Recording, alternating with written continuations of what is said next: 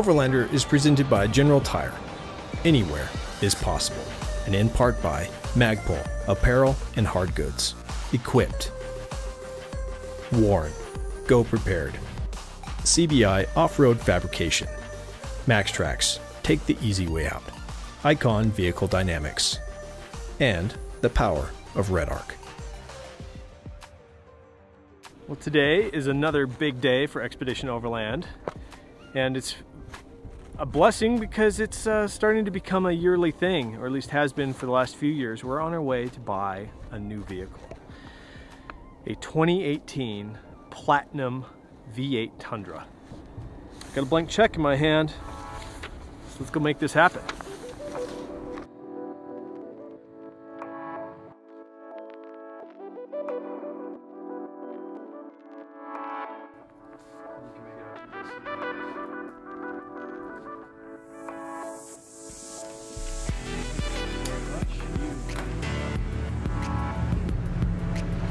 This thing is going to be so rad when it's done. It's already rad, but it's going to be really rad.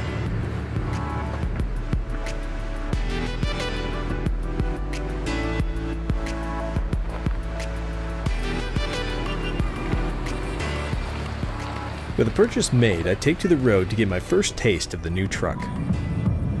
Nobody's heard from me for months. Well, my first impressions are the new 2018 Tundra Crew Max Platinum Edition are that it's big. It's a big truck. It's roomier inside for sure than the 200. Even the center console seems wider. I don't know the specs offhand, but it's a big truck. The newest workhorse in the XO fleet, the 2018 four-wheel drive Crew Max Tundra in Platinum Edition, is a behemoth of a truck, and the last of the body-on-frame adventure-based platforms that Toyota offers that directly applies to an overland build. With its 5.7-liter V8, 6-speed transmission, 38-gallon fuel tank, and disc brakes at all four wheels, this truck can carry 1,500 pounds of payload and tow 8,800 pounds. It's by far our highest capacity vehicle to date. The new Tundra is equipped with state-of-the-art safety features, including blind spot monitoring, dynamic radar cruise control, lane departure alert, and smart stop technology. Technology that was only previously found in the Land Cruiser. The Platinum Edition comes stock on 20-inch wheels and features Toyota's brand new LED headlights, running lights, and fog lights. The Toyota emblem hides the dynamic radar control sensor. The side mirrors are heated and have integrated turn signals and blind spot warning indicators. The Crew Max also features a 5.5-foot bed. No luxury is spared in the interior. There is ample space in the cab, which is great for long-distance travel. The Platinum boasts a Lexus-grade leather-trimmed interior. Heated and cooled front bucket seats provide comfort in any environment, and dual-zone climate control keeps its crew happy. Bright analog instrumentation, including a voltmeter and oil pressure gauge, allow us to monitor the critical truck systems at all times. We couldn't be more excited to add this truck to the fleet. Come on! Thanks for those short legs. This is so pretty. This space. You want to go for a ride? Holy cow, there's a lot of room back Yeah, there. holy cow. It's huge. Let's pick up Nate. And it handles. So good. Now that we've acquired our newest project, Jeff and I are back to the drawing board mapping out the new truck. We can run 2 sets of tires. We can run the new ATX, which General would like, or the X3, and I said we go 35s. I think we have to, yeah. So suspension. I think we should do the 3.0 coilovers up front from Icon. I say we stick with the standard stuff up top, and we go roof rack from Paul. Yep. Put the Alu-Boxes up there. Yeah. We've got to get that. There's a new attachment for those too, so we don't have to drill through the Alu-Boxes. Talk to CBI. Build a bumper out here. Yeah. What are your thoughts? We've done aluminum sliders in the past. Man, I think this has such a long wheelbase. I think with our long wheelbase and we're going 35s, so you know it's gonna be capable of going over some stuff. Yeah. I think we do steel on this one. Steel. So back box. I'm gonna put a topper on there. Problem with the topper is gonna be tall. Here at EXO, we've collectively built 13 rigs and thankfully have learned a few things along the way. Vehicle builds are an essential part of preparing for our adventures. It is part of the fun and we want to share that with you. We've been answering a lot of questions on the build process and why we choose the products we do, and this is different for everyone. Over the next few episodes, we are excited to bring you an in-depth build of our 2018 Tundra. That was like an Oscar-worthy shot until you walked in the door. Have your name on them, Jeff. Today is our first day of starting into the new Tundra. Step one, rip out the interior. So we're doing that because we need to put some Dynamat in there, sound deadener. It helps obviously with noise from the road, which is most people think of as a creature comfort thing, but we do that also so we can get better audio on our camera stuff.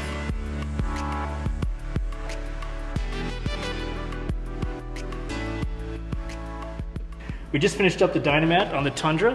What we did here is the floor and then the back wall. And so now I'm gonna put the interior back in. Our friends at TRD hooked us up. They threw the catalog at the truck. So we've got dual exhaust, shifters, oil caps, a new air intake for this engine, floor mats, and edge protectors for our doors. So we got a pretty cool little kit. So we're gonna do all that before next week when stuff really starts to get turned up. Then our super secret stuff is still coming in. Past that, it has been delayed, but we've got Icon suspension still yet to come in, wheels, and then we have a 35-inch tire, the X3, that's gonna go on this truck too. We ready? I think we're ready. Hoist away.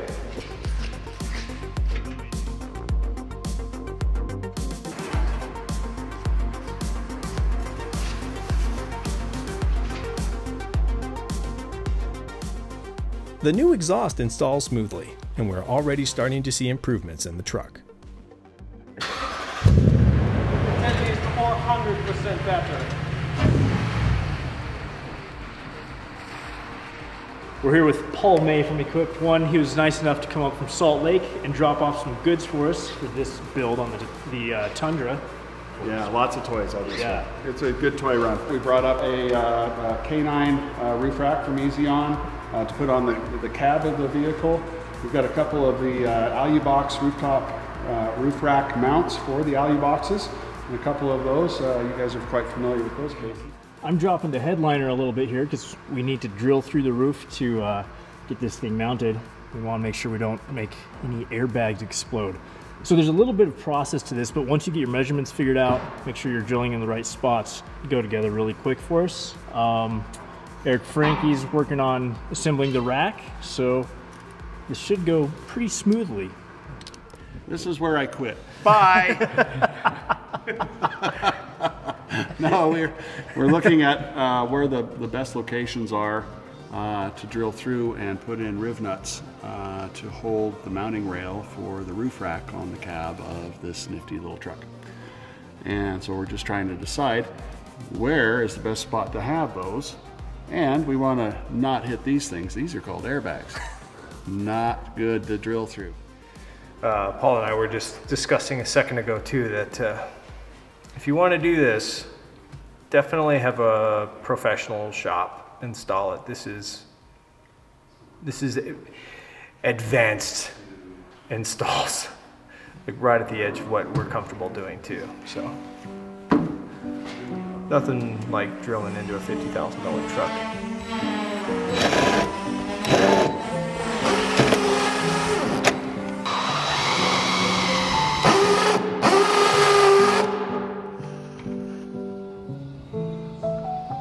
That's when the truck started on fire.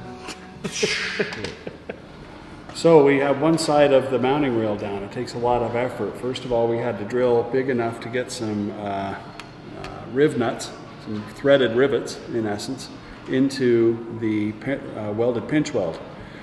And it is good to go. If you were to look at that, it looks pretty dang close to what a factory job would be on there. For a relatively advanced project, the roof rack pretty much goes on without a hitch.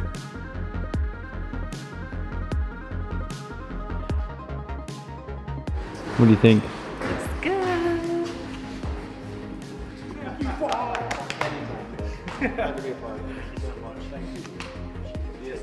Bye, Nate. Thanks, Paul. Oh, big hug, Nate. Oh, okay. K9 from Eezi-Awn, as you all know, has come out with a bracket that holds the Alu-Box in place, and it's really easy to take off and put on. It's lockable, and this is going to be a great function for us because we usually are keeping personal gear in these top Alu-Boxes, so if a guy needs to take this down, get into his stuff, it makes camp life a lot more simple, and it's just something that we'll use even more because it is that much more accessible. So we're really excited about this addition. Something we're always looking for is more storage room. In the Tundra, you've got a little bit of space underneath the back seat in the crew cab, and we wanted to utilize that as best as we could. So we found a product that sits in here. You have to do a little work. This installs really quick, actually. It took me not even an hour to do all this. But you cut your carpet, you cut the foam out, and as you can see, we've got the WeatherTech floor mats. You cut that out as well, and then this thing just drops right in.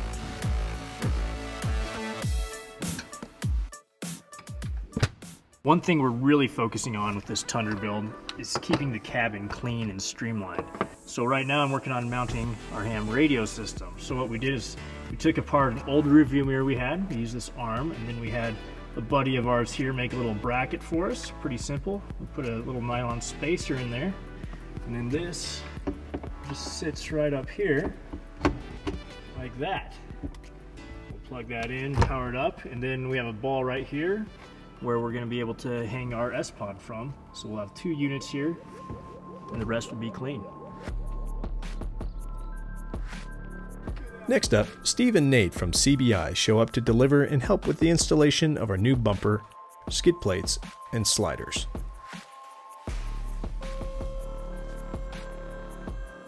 So we're taking the factory running boards off. These are sufficient for, you know, everyday life, but we know that with the big truck getting on 35s and the suspension, if it ever comes a point when we're going to rest on these, we would bend them, especially with the weight of the truck. So we've gone with CBI to build us some sliders in steel because of the length of them, and you can see over here how long they are. Aluminum was obviously our first choice because we like how lightweight that is, but we knew that at any point if this was really to take a big hit with how long that truck is, aluminum probably wouldn't be sufficiently strong. So we did go with the steel on the sliders.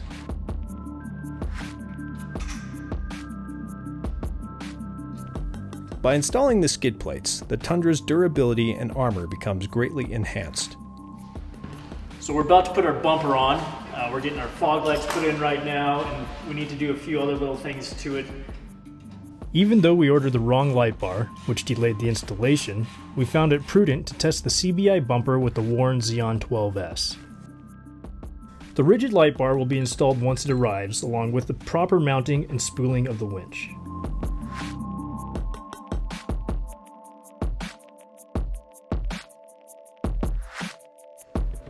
All right, Nathan, so we just got everything finally installed.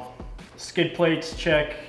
Sliders, check, and the bumper. Walk us through this bumper a little bit, because it's all aluminum on a bigger truck. So you guys did a little bit to reinforce this. What'd you do? Yeah, so several things that we did. If you look at the D-ring right here, this is actually one piece, and it goes through this face of the bumper, and is actually the entire vertical support from behind.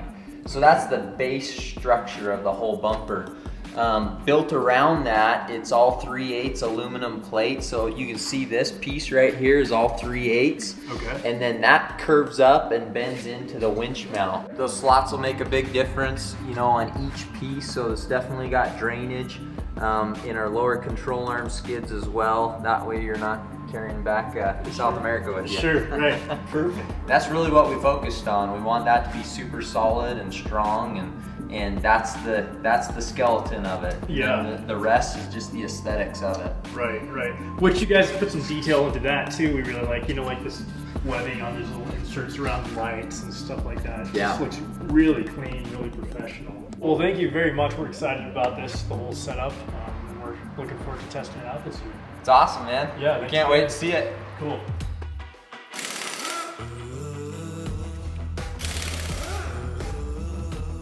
We've now started on one of the most noticeable transformations on our Tundra, which is our suspension. Now we like having great suspension, but really we need great suspension because of the extra weight we put on our vehicles. Also, we're getting a little lift out of this guy because we're putting 35s on this for tires. So we're running with the Icon 3.0 coilovers up front. So we're gonna change out this guy right here. We need something quite a bit more substantial. It's gonna stay cool over the cycles, also handle some gnarly bumps, some borderline rock crawling stuff, lots of dirt roads, all that good stuff. Also, we're gonna be putting in a new upper control arm. You can see the old one's out already. And that's a pretty simple thing to do. Loosen your bolts and that puppy slides right out. So this is a little bit involved, and it's worth it to us though because of all the capabilities this suspension will give us. You do have to dog ear the sway bar on both ends, both sides, just for clearance for the cup of that shock. You also have to trim off just barely, there's a little bump stop here, trim off a little metal on that. And then I'll do the rear suspension as well. Regardless of what you're doing for, if you're doing an upper control arm or you just need to, for whatever reason, disconnect your spindle from the upper control arm, always use the Pitman joint puller and not just one of those like fork style ones. This is gonna save the joint on that, the boot on your joint. Just a little tip for you, always go with this guy. So I'm gonna get rolling here. Hopefully have this done in the next couple hours.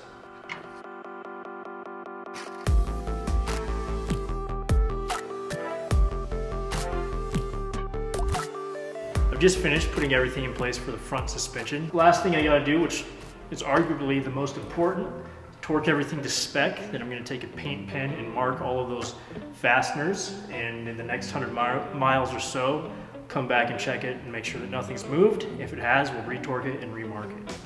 On the rear suspension for the Tundra, we're gonna be putting in the RXT 2.5, which is a great setup that gives us a little more droop so we can have that extended travel. Also has fully adjustable rebound and compression on it, which is awesome, especially since we vary in the weights that we change and the terrain we go over. So excited about that. And we'll do the hydraulic bump stop on the back as well.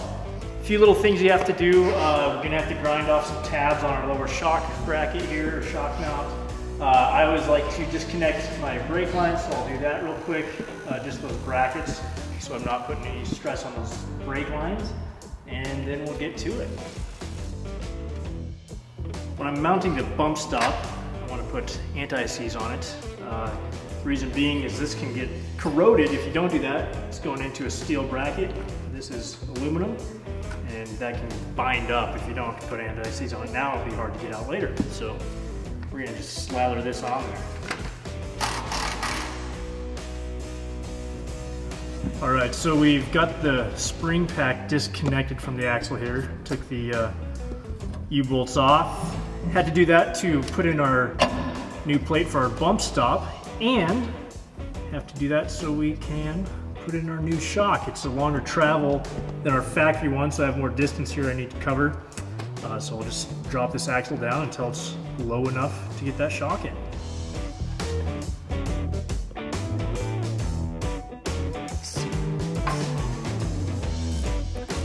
All right, so we got the shock mounted in here. We've got the plate on for the bump stop. So now I'm gonna raise this axle up, throw U-bolts over that plate, and put our capture bracket back onto the U-bolts. We're at our last step of getting the rear shock mounted. All we gotta do is put up the remote reservoir. So Icon gives you a bracket with some clamps. Put your clamps on there first before you tighten that down. and then put your reservoir on. Just as we are finishing up our installation of the new suspension, tires arrive from the shop after getting mounted on our new Icon wheels. For this build, we've decided on 35-inch General Tire X3s, and they're mounted on the Icon 6-speed alloys in titanium. General Tire has supported our adventures for the last 6 years, and this year we are proud to run the X3 on the Tundra and the all-new ATX all-terrain on the rest of the fleet.